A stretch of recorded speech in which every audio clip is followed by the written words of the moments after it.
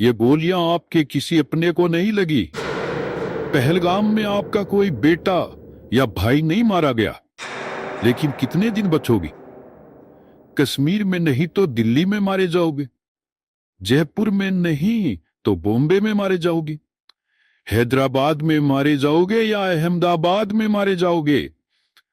अगर तुमने तय कर ही लिया कि तुम शेर नहीं बकरे ही हो, तो तैयार रहो, नंबर बस आने ही वाला है। एक मेरे पास आइडिया है, सुनो। हर हर महादेव बोल के तुम एक तो नहीं हो सकते, तो अल्लाह अकबर बोल के घुटने ही टेक दो। सीख लो कलमा पढ़ना, जान तो बच जाएगी, सर तो तन से जुदा होने से बच जाएगा। बुरा लगा ना? उंगलियां मचल रही है ना कमेंट में मुझे गालियां देने के लिए। जितनी ये उंगलियां मचल रही है ना, अगर इतनी ही भुजाएं फड़कती ना, तो पहलगाम में इतने निर्दोषों की निर्मम हत्या नहीं होती। प्रॉब्लम बस यह है कि तुम अब भी नहीं समझोगे। अगर मैं कहूंगा ना हिंदू खतरे में है, तो तुम कहोगे संघी है या आरएसएस वाला है। अगर मैं कहूंगा बटोगे तो कटोगे, तो तुम कहोगे बीजेपी का चमचा है। अगर मैं कहूंगा कि औरंगजेब वाला इस्लाम नहीं चलेगा, तो तुम कहोगे हम तो सेक्युलर हैं, जब तक दरगाह पे चादर ना चढ़ाएं हमें चैन नहीं आता। ये जो गंगा जमुना की तहजीब का कार्ड जो तुम जेब में लिए घूमते हो, दिखा देते पहलगाम में, बच जाते। अरे बच जाते भाईजान से। और सुनो, ये तो अब कहना ही मत कि आतंकवाद का कोई मजहब, कोई मुल्क नहीं होता। ये जो फेसबुक इंस्टाग्राम पर 4 लफंगों की रीलें देखकर ज्ञान जगा है ना तुम्हारे अंदर, मेरी नजर में इसकी वैल्यू 2% की है। संतोष जगदाले को अब तक तो जान ही गए होंगे आप। उनका परिवार जान बचाकर टेंट में घुस गया था। उन दरिंदों ने संतोष को टेंट से बाहर बुलाया और कलमा पढ़ने को कहा। संतोष कलमा नहीं पढ़ पाए तो उनको गोली मार दी। मंजूनाथ कर्नाटक से थे। उनकी पत्नी पल्लवी के सामने आतंकवादियों ने उन्हें तड़पा तड़पा के मार डाला।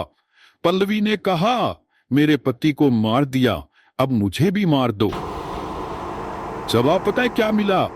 तुम्हें नहीं मारेंगे, जाओ और मोदी से कह दो। प्रधानमंत्री राष्ट्र के लिए पिता स्वरूप होता है। 100 करोड़ हिंदुओं के लिए पिता की जगह पर आप हैं मोदी जी। आपके बच्चों का खून बहा है, आपके घर की बेटियां विधवा हुई है, आपके दरवाजे पे मौत का मातम है, आपकी माओ ने अपनी गोद के फूल खोए हैं। आपको लेना होगा प्रतिशोध, आपको लेना ही होगा। और अब की बार मुठभेड़ में 4 केंचुए मारने से हमारा प्रतिशोध पूरा नहीं होगा। हमें उन तमाम आतंकवादियों के, हमें उन आतंकवादियों का साथ देने वालों के कटे हुए सर चाहिए। हमें पाकिस्तान की सेना के कटे हुए सर चाहिए। हमारी प्रॉब्लम आतंकवाद नहीं, पाकिस्तान की आर्मी है। घुस जाइए पीओके में और बता दीजिए कि असली बाप हम हैं। हमारी प्रॉब्लम आतंकवाद नहीं, पाकिस्तान की आर्मी है।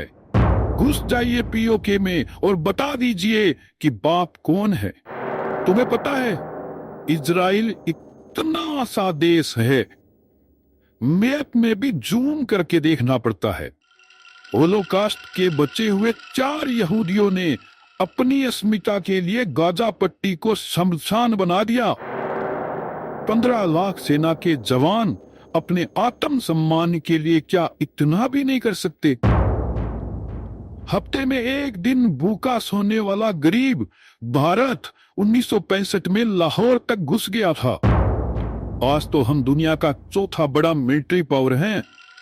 आज अगर आपके रहते हम चुप रह गए तो आने वाली पीढ़ियों को हम क्या मुंह दिखाएंगे, क्या कहेंगे? हमारे पास अर्जुन जैसा पिता था और हम फिर भी अभिमन्यु की तरह मारे गए।